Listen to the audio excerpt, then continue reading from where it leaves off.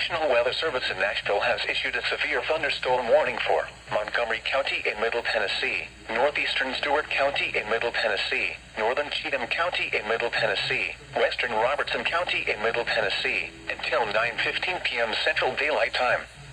At 8:12 p.m. Central Daylight Time, a severe thunderstorm was located near Pembroke, or 8 miles west of Elkton, moving southeast at 40 miles per hour. Hazard, 60 miles per hour wind gusts. Source, radar indicated. Impact, expects damage to roofs, siding, and trees. Locations impacted include Clarksville, Springfield, Oak Grove, Fort Campbell, Coopertown, Guthrie, Pleasant View, Adams, Cedar Hill, Cumberland City, Palmyra, Woodlawn, and Cunningham.